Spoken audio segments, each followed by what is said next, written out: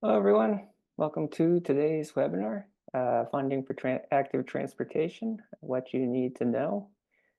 We got a great panel today. We're going to dive into one of the biggest questions around making walking and biking safe. How do you get money for your community to build that appropriate infrastructure? I'm Ben Crother. I'm the Policy Director for America Walks. And today's programming is made possible by our partners, so we'd like to take a minute to thank them. The Center for Disease Control's Active People Healthy Nation program, EcoCounter, and Tool Design.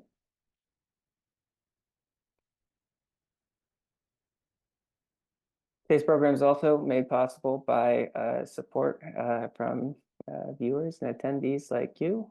So if you enjoy today's content, your donation will help America Walks continue to put on webinars like these.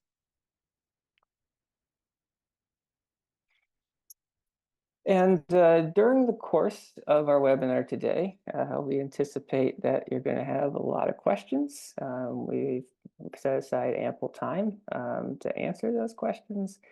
So as you're listening today, if a question pops up in your brain, please feel free to put it into the Q&A box at the bottom of your screen. That helps us track those questions and save them for the latter half of our webinar, which will be exclusively focused for that Q&A. Type those in early and often.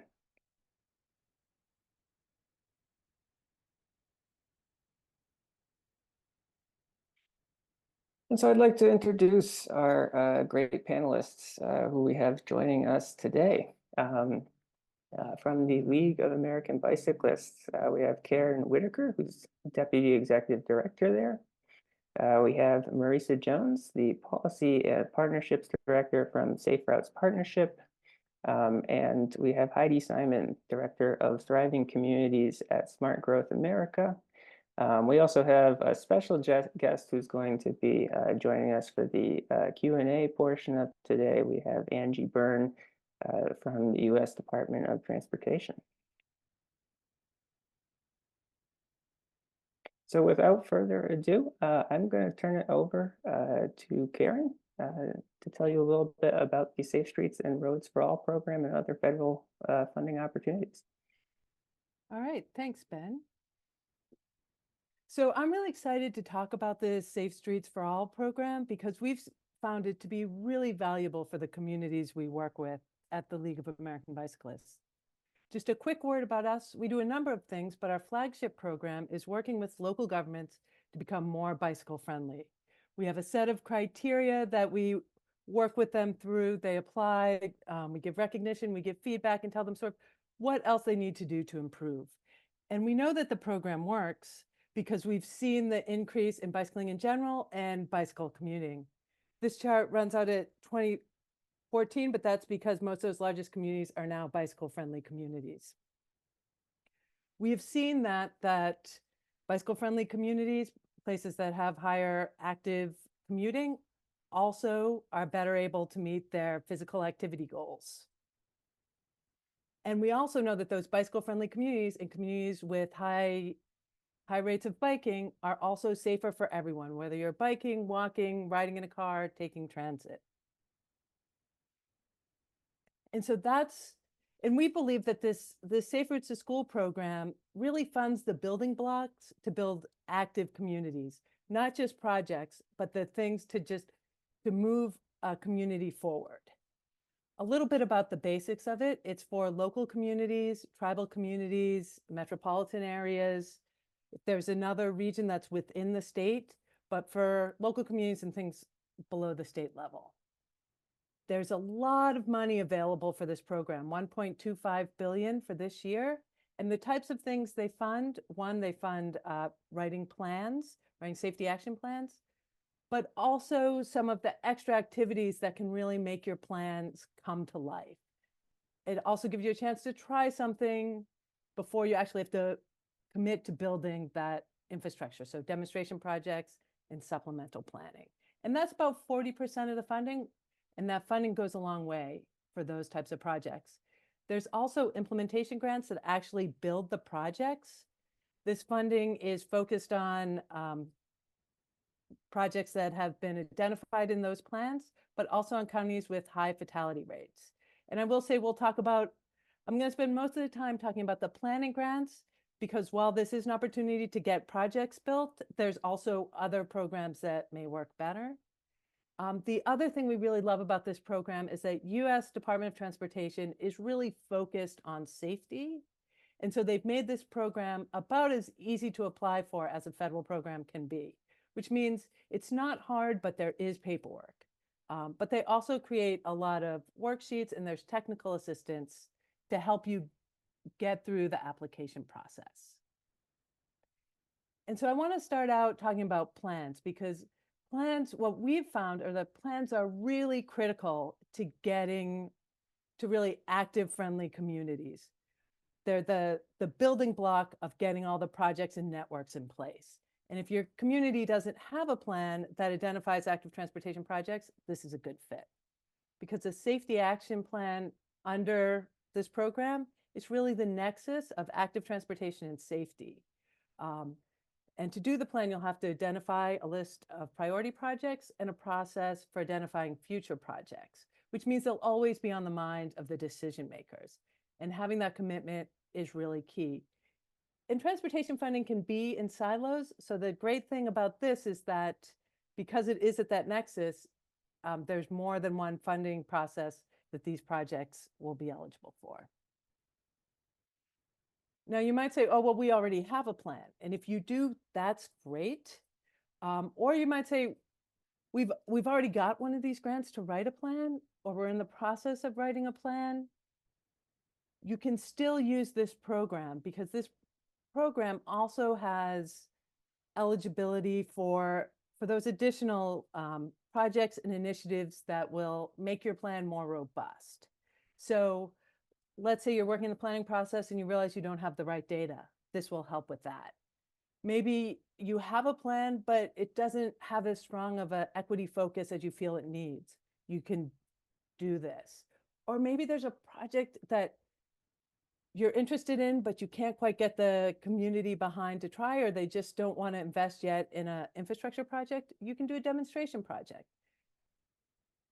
It's rare to find a program that funds this kind of thing, so this is a really great program for that.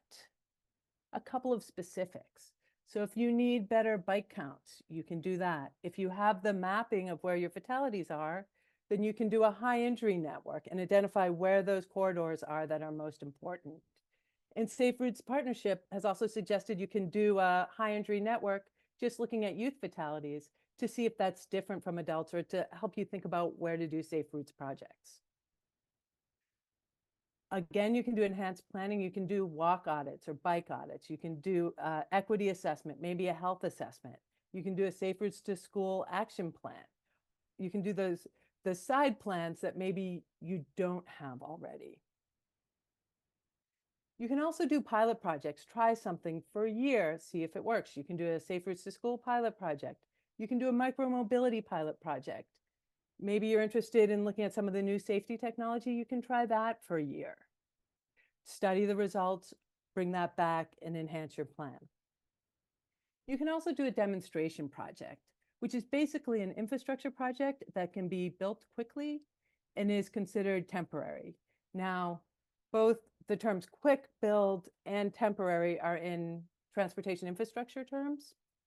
So I'll say I've had a demonstration project in my neighborhood for 3 years that they just made permanent. And so by quick build and temporary, we're talking about things like paint and these flex posts, and you can try something out. So if you look at the Minnesota DOT project, I believe this is a Safe Routes to School project, where they painted the bulb outs that really shortens the crosswalk that the kids are in that danger area. The other thing we know is that when you narrow the street, drivers drive slower. So this is a chance to say, hey, let's try this out, see if it reduces any crashes or near misses. And if it does, maybe we try it across the community. A couple of things to know when you're applying for this type of grant. You're going to be asked a lot of data and partnerships, but the real key is in writing your narrative. If you get the narrative right, USDOT will work with you on all the other aspects.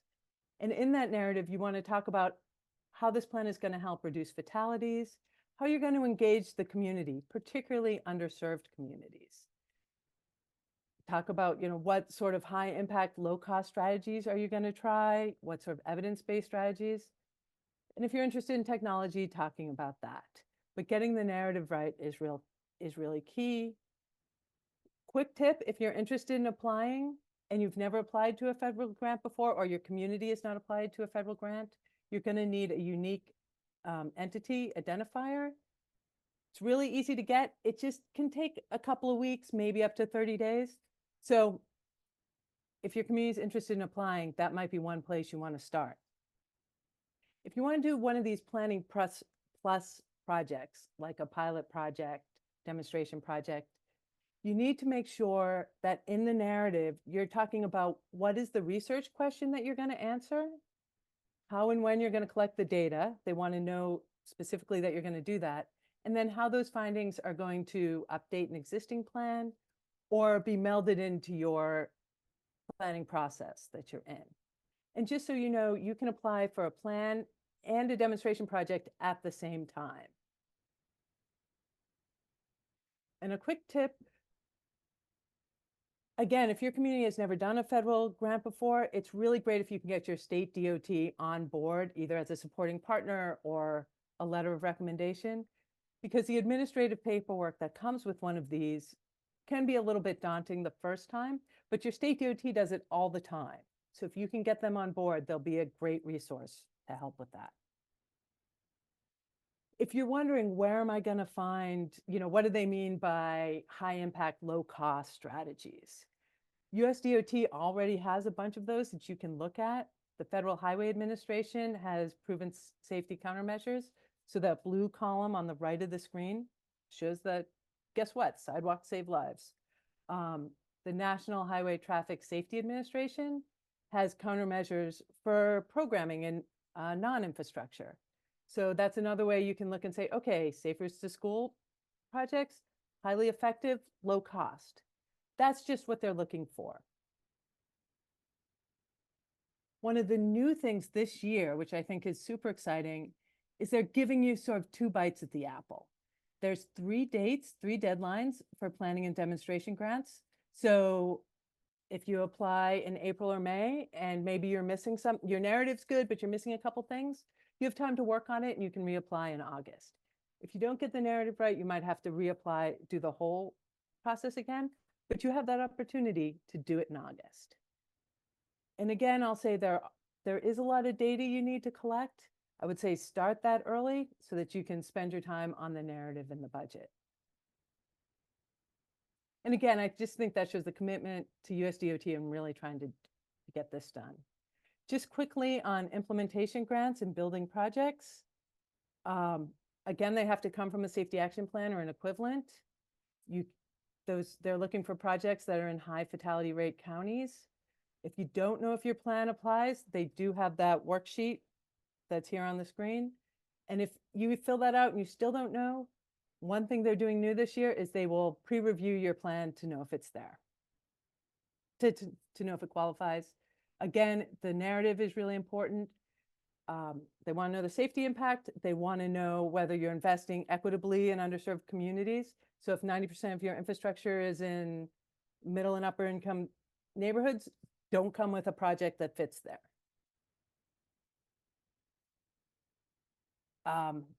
The due date is May 16th.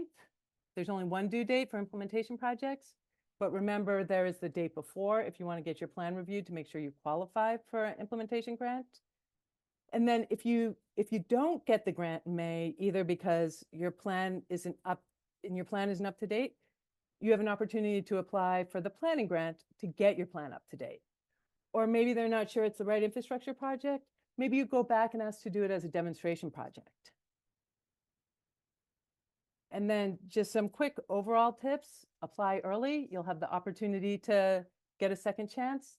Those worksheets are super helpful to know what you're missing. review an existing plan. You may have a lot of elements in other plans, and you just need to apply for the piece that you need to finish. Again, all those great demonstration projects opportunities are there. Think about getting your state DOT on board. And another place to go for answers is talk to communities in your area that have gotten one. They'll have some great advice on how to do that. So thanks, and I'll turn it back to you, Ben. Yeah, thank you, Caron. And one of the great things about Safe Streets and Roads for All, is the notice of funding opportunities came available just a little while ago. So we dropped a link to that in the chat. Of course, federal funding opportunities like Safe Streets and Roads for All aren't the only types of funding available for active transportation infrastructure. There's also money available at the state level. So we have Marisa joining us today to talk a little bit more about those opportunities that exist. So Marisa, to you. Thanks so much, Ben, and thanks, Caron, for that amazing overview of the Safe Streets for All program. As Ben mentioned, I am here to talk about the money that's available for every single state. So what Caron talked about, Safe Streets and Roads for All, you submit your application to USDOT at the federal level. What I'm going to talk about today is money that's available that you apply to your state Department of Transportation for.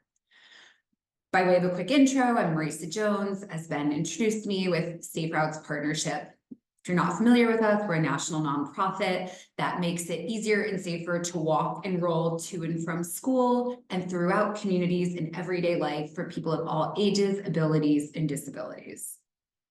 And I am so excited to share that there is money available to build safe, connected, and convenient places to walk and bike for small towns and big cities, tribal communities and major metro areas, rural areas, and suburban neighborhoods in every state across the country. I'm a visual learner, so I'm going to take you all on a little journey to see the kinds of things that the program that I'm going to talk about, which is called Transportation Alternatives, to start getting you to see what can we build? How can we make it easier and safer to walk and bike in our community? So I'll just talk through a couple of these pictures. So here we see these upgraded crossings and signage and traffic calming measures. This is a GIF. It'll take a second to change, but you'll be able to see if you can watch the transformation of a wide road with no safe crossing to a clearly visible crossing and a pedestrian refuge. This is another GIF, so it might take a second. Oh, sorry. So here we see that bulb outs were constructed with some nice art in the middle, but shortening the crossing distance, making it safer for people crossing the street. Here's another one. I'm sorry, folks. We can see going from 4 travel lanes for cars down to 2 travel lanes for cars and curb protected bike lanes for people to ride to work, to school, to a friend's house. So lots of different things that you can do with the Transportation Alternatives program funding, including safe routes to school programming, so walking school buses and bike rodeos, to the infrastructure within 2 miles of a K-12 school, crosswalks, sidewalks, etc. I also want to show you, these are pictures collected from all across the country, tiny towns to big cities along our southern border, to the nation's capital, to Anchorage, Alaska, and everywhere in between. So I'm going to give you a moment as I scroll through a couple pictures, and I want all of you thinking about, hey, like, where might we want something like this in our community? Trails, sidewalks, crossing with pedestrian signage, multi-use trails, highly visible crosswalks, micro-mobility with painted bike lanes, bike parking, crosswalks, bike lanes, more trails, all kinds of things. So I'm going to pause here for 12 seconds. I want you to really take a moment to think, what improvement would you like to see in your community to make walking, bicycling, and safe routes to school more convenient and connected?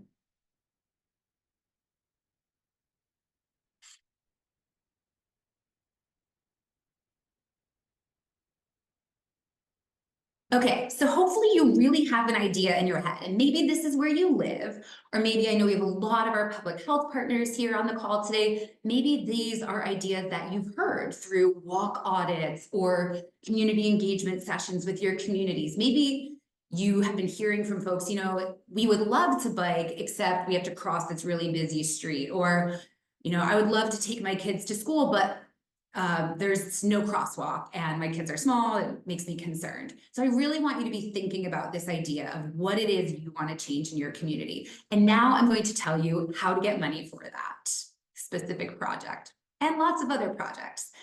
The Transportation Alternatives Program is the #1 source of federal funding for walking, bicycling, and safe routes to school. I just showed you a ton of pictures of the kinds of things that can fund, and later on in the presentation, I have a list that you can go back and reference of types of eligible projects. So one of the things that's unique about the Transportation Alternatives Program, which I might also refer to as TAP, I'll try to not use the abbreviation, but TAP is what we also refer to it as. So one of the things that's unique about it is that it's designed to support local priorities. So oftentimes when the federal government gives money to states for transportation projects, the state gets to decide what to do with it.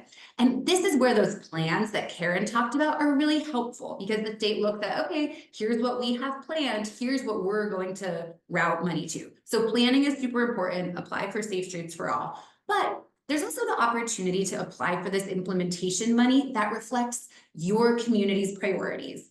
And whether you are a resident of a community, whether you are the mayor, whether you're a public health person, whoever you are, you have the ability through the proper channels to raise your hand and say, hey, we would really like a bike lane on 7th Avenue, or we really need a crosswalk to get across Main Street. So this is your opportunity to get federal transportation dollars for your local priorities to support walking, biking, safe routes to school, and some other stuff. This money is competed out by your state Department of Transportation and regional planning organizations for major metro areas. So again, that's a point of distinction compared to Safe Streets for All that's competed out by the US Department of Transportation. Transportation Alternatives, State Department of Transportation. And another super cool thing about this program is that like-sized communities compete against like-sized communities. So I live in Pennsylvania, I live in Philadelphia, but I grew up in a farm town with 1,000 people. The farm town that I grew up in is not competing against Philadelphia for this Transportation Alternatives Program money. There is money set aside for small rural communities. There's money set aside for small towns. There's money set aside for mid-sized cities, and there's money set aside for major metro areas. So when you are thinking about your community or a community you work in, I really want you to know that there is money available specifically for your community. And I showed you all those pictures, and those really span so many states. And when we track all the projects that are built with Transportation Alternatives Program funds, we see that it has benefited nearly every single congressional district in the country. Again, as somebody who grew up in a rural area, I think it's so easy to say like, oh, this isn't for me. Like, I really want to impress upon you, this money is for you and your community's context. Another cool thing, and I see lots of questions in the chat about eligibility for Safe Streets for All. And one of the great things about Transportation Alternatives is that there are so many eligible entities to apply for the funding, whether you are a local government, a tribal government, a transit agency, or a nonprofit, you can apply for this funding. And again, you'll be able to reference this later. So I want to talk about why you should start with Transportation Alternatives in case I have not convinced you yet. But one of the #1 reasons is that you don't have to make the case for why your state should invest in walking and biking. You don't have to say like, they really matter. Like, that's what this money is for. So I think that's often a barrier for people like, oh, it's so hard to convince people. Like, you don't have to convince them. The convincing is done. The money is available. How much money are we talking? There is so much money for this. Each year, there's over $1.5 billion or around $1.5 billion specifically for walking, bicycling, safe routes to school, and more. And it goes to each and every state. And as I talked about before, it goes into these pots of money for communities based on those communities' size. community sizes. So how do you get started with this? Each state runs it a tiny bit differently, so I would encourage you to take your first step and go to your state Department of Transportation's website to look at the TAP competition date and application information. In partnership with the League of American Bicyclists, we developed these fact sheets that I have a link to right here for each and every state, where we tell you how much money is available and what your website is, and if we know it, when the application date is, and who to contact with questions. On every website, every state Department of Transportation's TAP website, they have application guidance about what makes an application competitive. I wish I could tell you right now, here are the things you need to know, but each state values different things differently. So you need to go and look at your own state. And this will help you select what project will be most competitive. So in some states, you have to complete a project sponsor training, maybe watch a webinar. Some states require you to have demonstrated community support. So that can be like a resolution from your city council. That could also be, again, I know lots of public health folks on the call. You could say, hey, here are the walk audit results that showed like people really want a crosswalk leading up to Bayshmer Elementary School, for example. Similar to Safe Streets for All, TAP applications have a narrative, tell the story, talk about why this would really matter. But then they also have technical aspects. So you have to say like, it's gonna cost this much money to build this much sidewalk. I'm not an engineer, I don't know that. So you might need to engage professional assistance for this. And the excellent news is that there's money available, your DOT has money available specifically to provide that kind of help. Again, every state is doing it differently, but the money is there. So you should request assistance from your state Department of Transportation if you are running into stumbling blocks when trying to apply for these funds. We have a ton of resources on how the money flows from the federal government to local communities, those state-by-state fact sheets that I mentioned. And again, shout out to our public health friends on the call.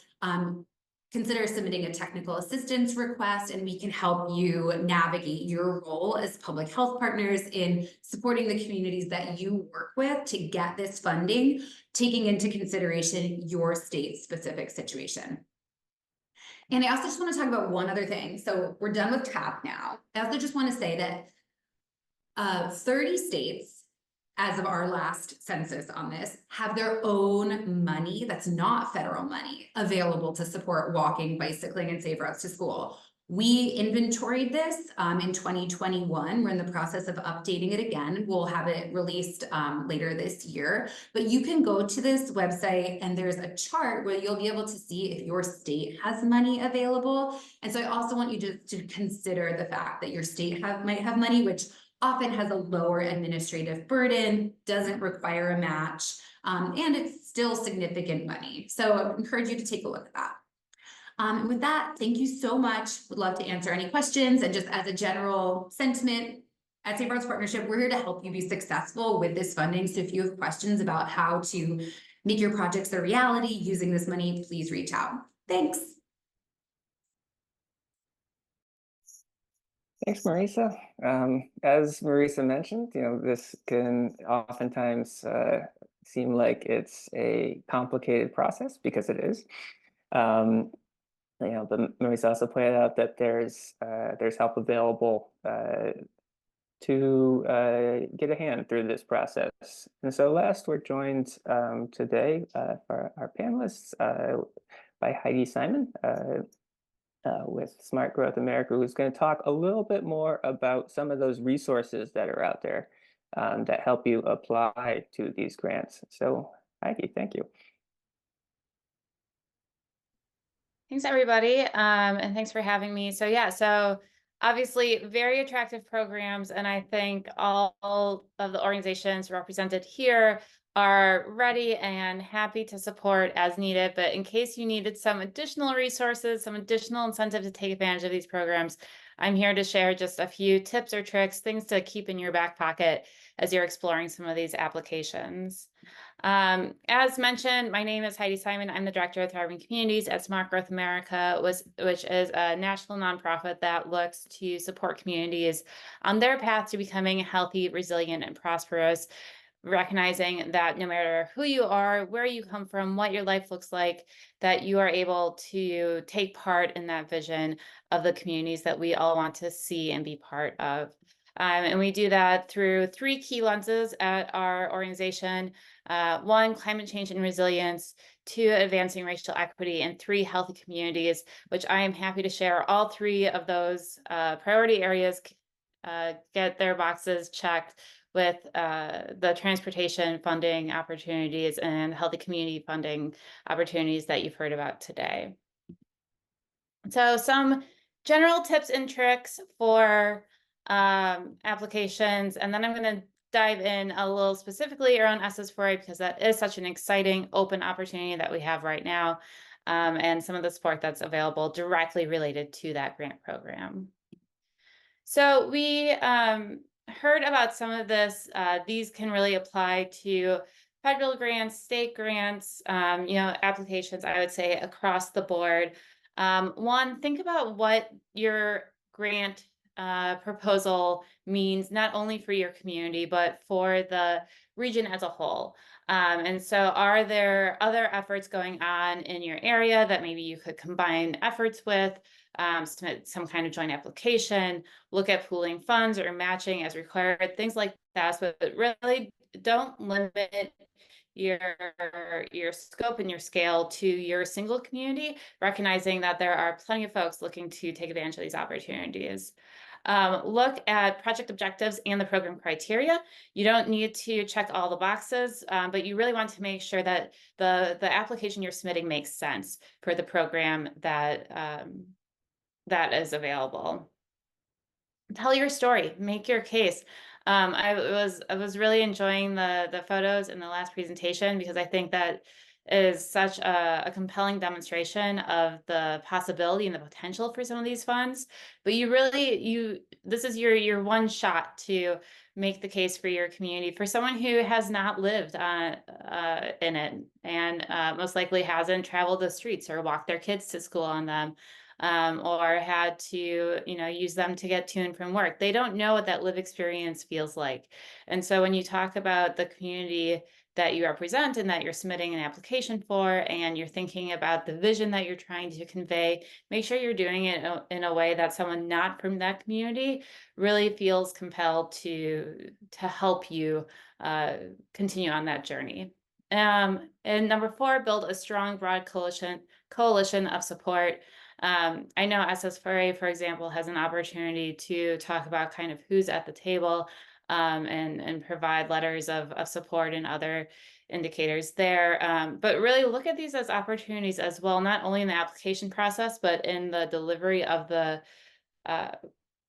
funds themselves and the projects that do get funded as a means to bring more people into this process and to really make it something for the community as a whole to be part of.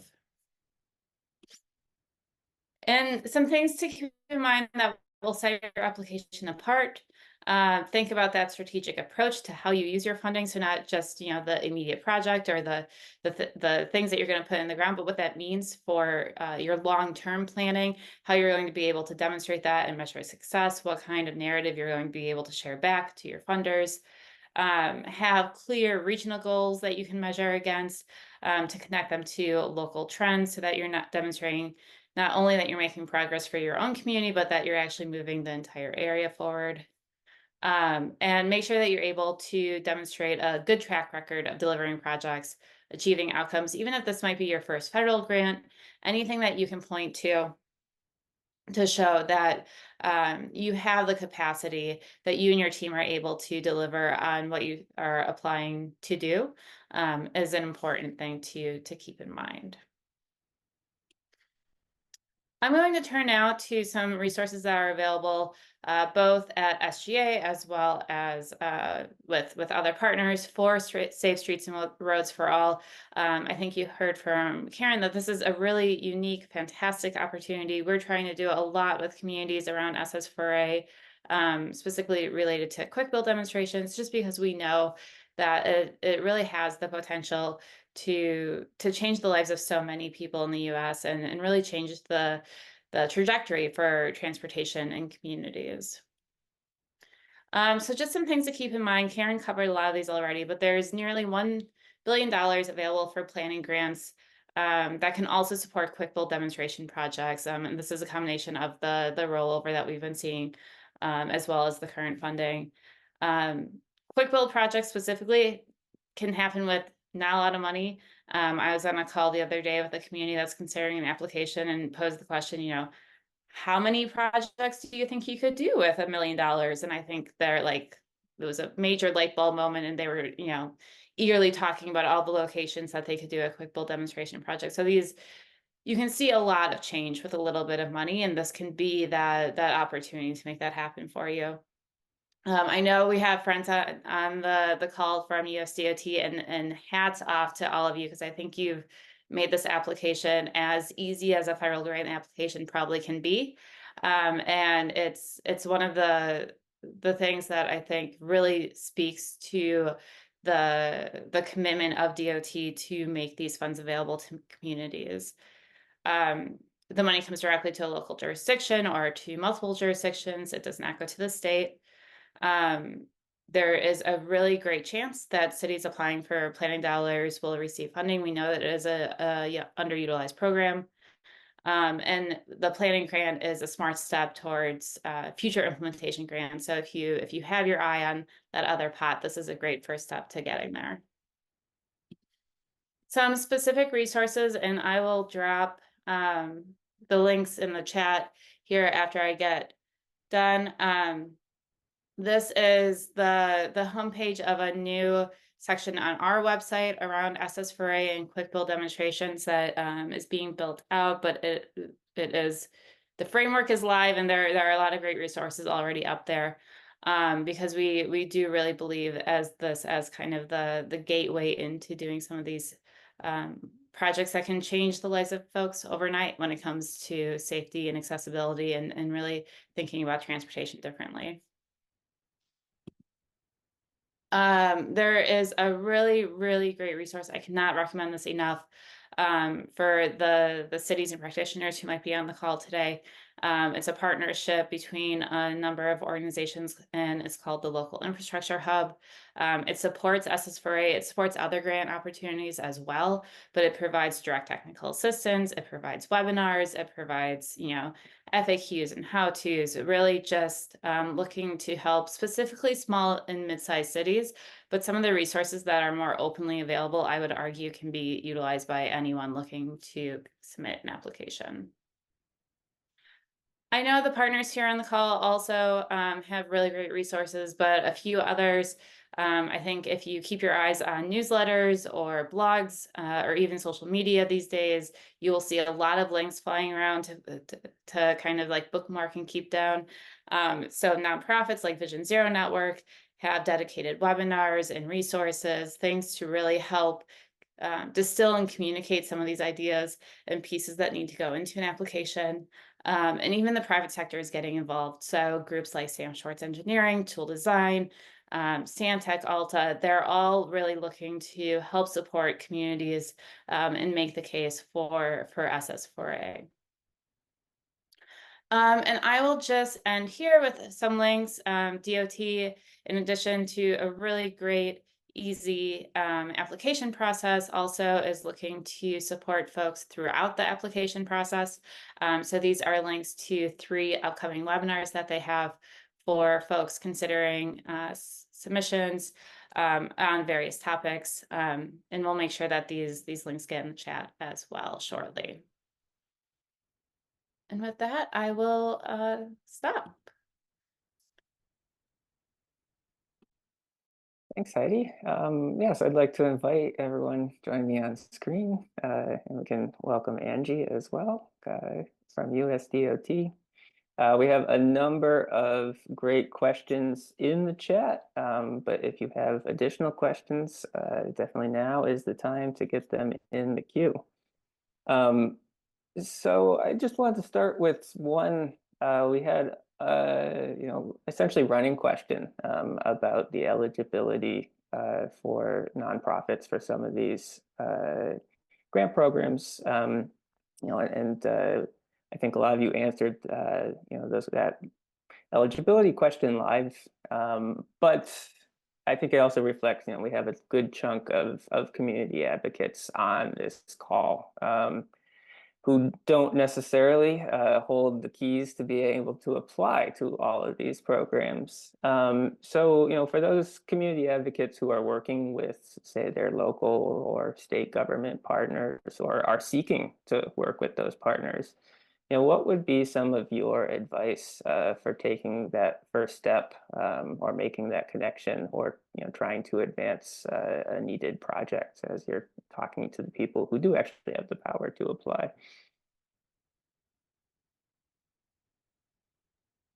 Ben, do you want me to jump in on that one, or? You are welcome to. Okay, yeah. sure. Hi, everybody. My name is Angie. I'm with the USDOT Volpe Center, and I'm on the Safe Streets team. Nonprofits aren't an eligible applicant, but you guys can play an incredible role in the Safe Streets process. I think Heidi and Caron did an amazing job highlighting that there are so many things that can go into these planning and demo applications. And you don't have to just limit yourself to like quick build activities or a supplemental study, or just creating an action plan. I love it when Heidi said, there's so much you can do with $1 million, and you can request up to $10 million for planning and demo activities. So like brainstorming those things that should be on there, and I heard Marisa mentioning that there's a lot of public health people on this conversation. And I saw a great question later in the chat is like, well, what is a quick build activity? And that's a great question, because a quick build activity is what Heidi was showing in that graphic. That is using temporary materials like paint and plastic bollards to do things like shorten crosswalk distances, creating bike lanes using temporary materials. So a quick build is something that's done, that's a temporary basis in a pilot program, but like we tend to talk about Safe Streets just as like engineering and planning stuff, and Safe Streets can be so much more. It is a traffic safety program. So that means anything transportation safety is in bounds. You can do additional studies. Marisa talked a lot about like safe routes to school. If you want to work with your community to create a safe routes to school plan as part of this, you can brainstorm that with your partners. You can do additional equity studies to make sure you're reaching out and addressing those underserved populations by transportation safety. So there's, we tend to lean very heavily into talking about like the engineering and planning stuff, but like stuff in the public health space is very much in line with the Safe Streets and Roads for All grant program. So I think the best thing as a nonprofit you can do is just help advertise to your local community partners that all these things that you can include as part of your application, and then set yourself up very well to, work with your community once they get that funding. Sorry, that was a really long answer, Ben. A comprehensive answer, certainly. Yeah, Caron, do you I'd want to add also that? like to, add, if you're a local nonprofit that has worked with your city before, too, going to them and saying, hey, we could do this. You know what we really need? We really need to do some walk audits in this community. We know how to do that. If you apply for this, we'd love to work with you on it. Or maybe you have a city council person who's really concerned with biking safety, pedestrian safety, any of these issues, going to them and letting them know this is out there. And we have partners in our community that can do this, and we'd love to work with the city on it. The one thing, yeah, this is all great, and at risk of muddying the waters, because I want you all to apply for Safe Streets for All, I do want to just say that Transportation Alternatives is open to nonprofits to apply. really, nonprofits shouldn't be applying for construction projects within transportation alternatives, but planning is eligible and Safe Routes to School programming is available. We have seen Safe Routes to School, especially the non-infrastructure piece, be a great on-ramp for a community to learn how to manage federal funds, to start doing some of those walk audits, engaging more constituencies, building political will. So if you're part of a nonprofit and you should apply for Safe Streets for All, but also thinking about applying for Safe Routes to School, non-infrastructure through transportation alternatives, which you're completely eligible and permitted to do. And I'll just add, there was another question about micromobility. I know we have nonprofit partners who run their bike share in their community. And I'm not sure 100% if it's transportation alternatives or if it's the congestion mitigation and air quality or the carbon reduction program. But those are some places to look for funding for nonprofits to do something like bike share.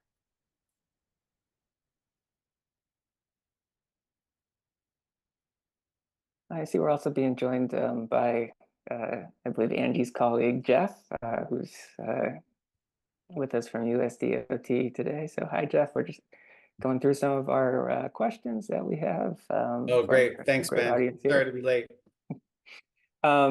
So, I think as maybe a bit of a follow-up to that, question, we had a few questions about, what programs have some of the lowest barriers to applications, or maybe another way to frame that is, what programs have a really high success rate in terms of, applications. And, I think, some of the programs we talked about today are certainly some of those easier programs to access. But do any of you want to elaborate on, historically what we've seen from these types of programs?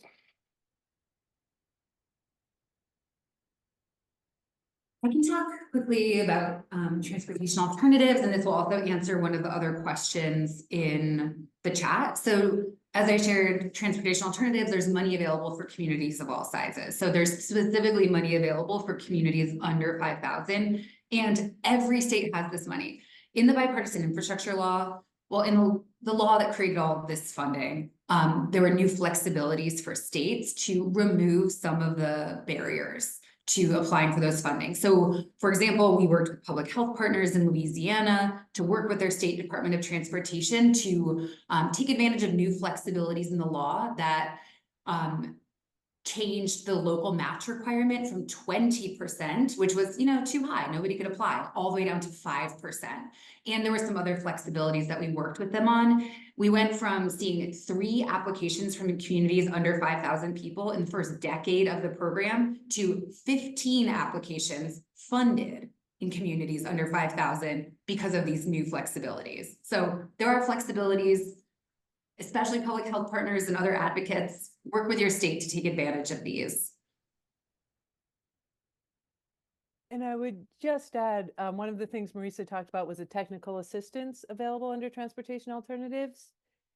It's not just that the money is available, it's that there's help with that. And I think you can say, that's why we picked these 2 programs, the Safe Streets for All and transportation alternatives, because there's funding and there's help with it. The other program I would point out is the carbon reduction program, which that funding, it's sub-allocated, which means that there's a particular amount of funding available to different size communities. So like transportation alternatives, if you're under 5,000, you're only competing with communities under 5,000, or if you're 5 to 50,000. And that's a new program, which means that the states and the metropolitan planning organizations, they haven't quite figured it out, which means that there's opportunity there.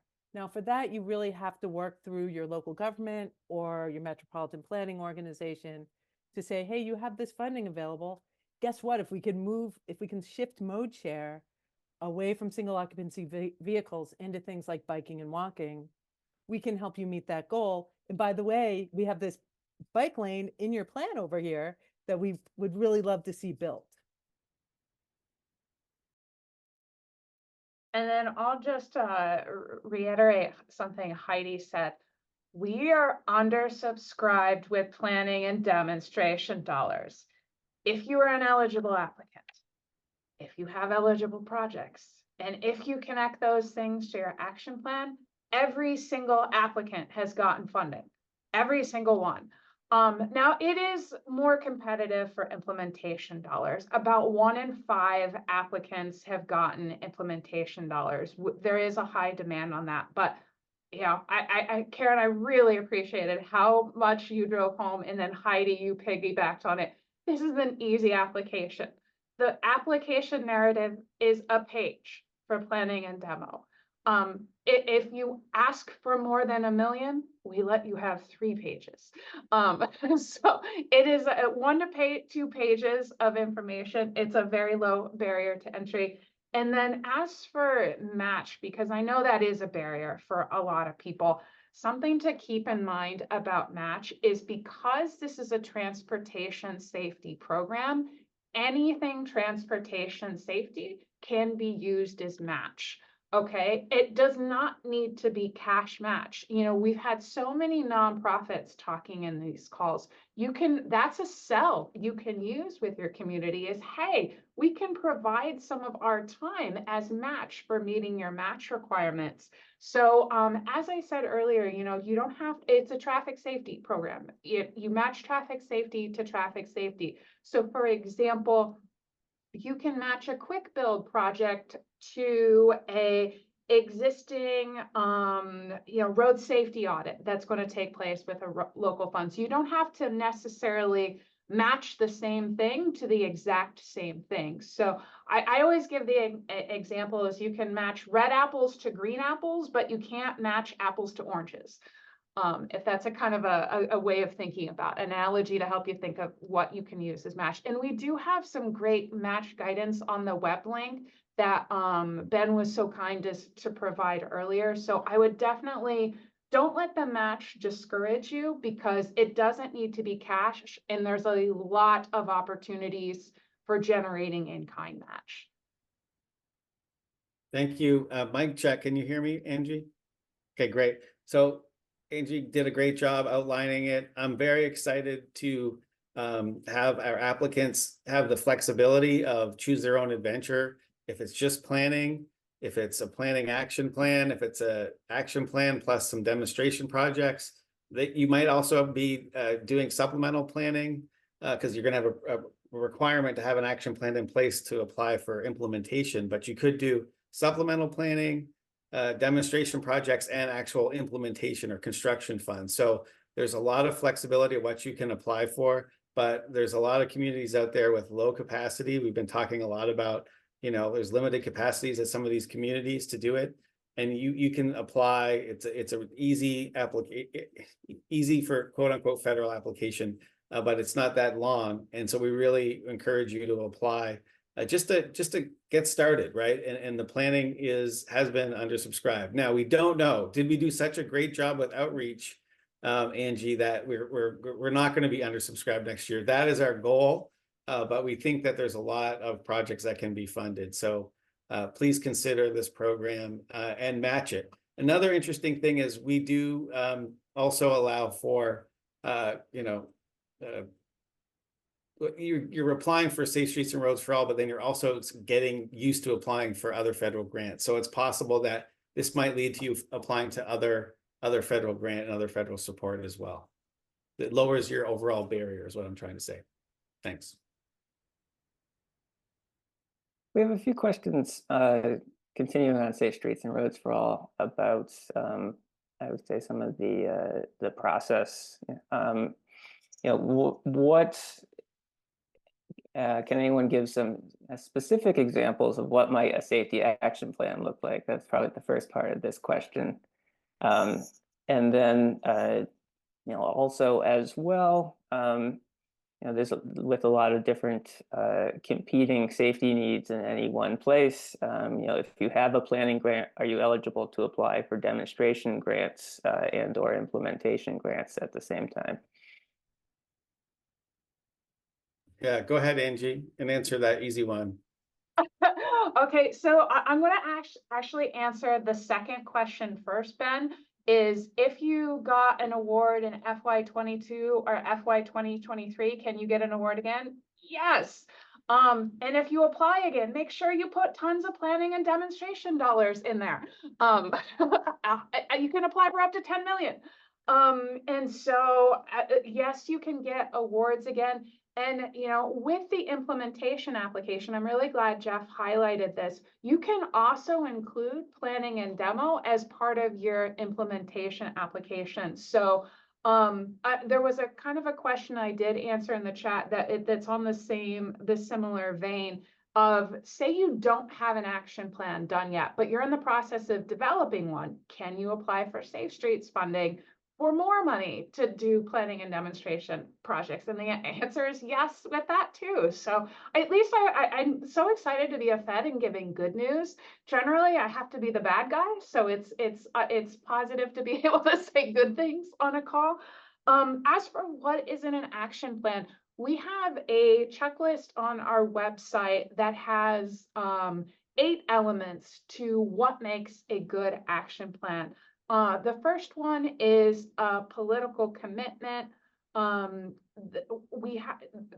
There's basically a few different themes. One is a political commitment to reaching zero.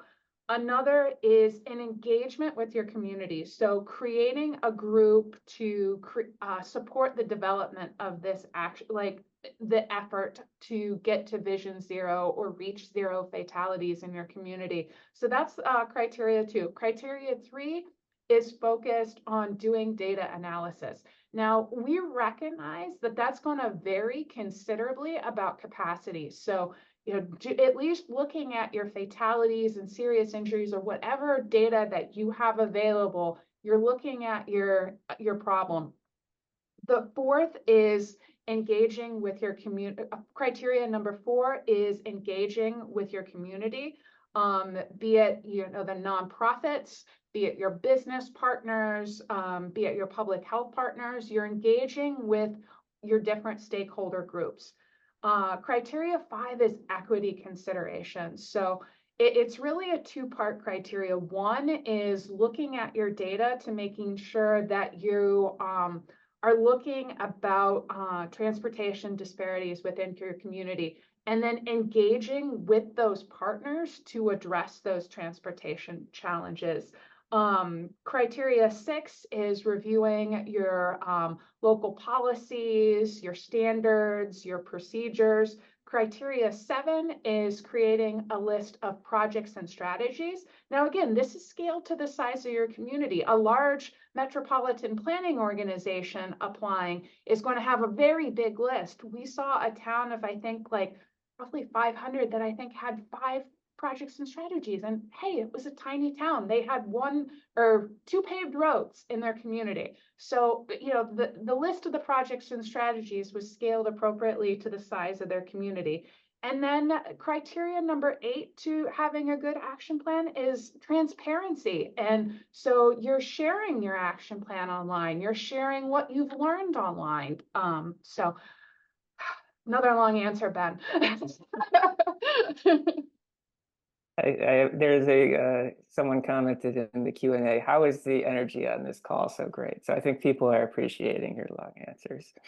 I recognize we're coming up on our time here. You know, just wanted to offer our panelists, you know, any final thoughts or words of advice that you would offer people on the call today as you're preparing an application or looking for funding sources. I'll go very quickly to say our actual webinar next week is going to be on action plans, but Angie gave you a great preview and I put 2 links as well. Thanks for the opportunity to chime in.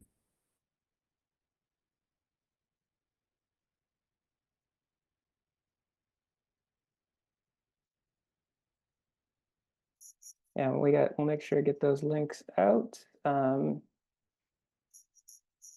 Yeah, so we'll have a ton of questions. We do offer, we do a wrap up for these webinars that we'll send out. And we'll see if we can get a few more of those questions answered in there. So thanks everyone for joining us today. Like I said earlier, your support makes this content possible.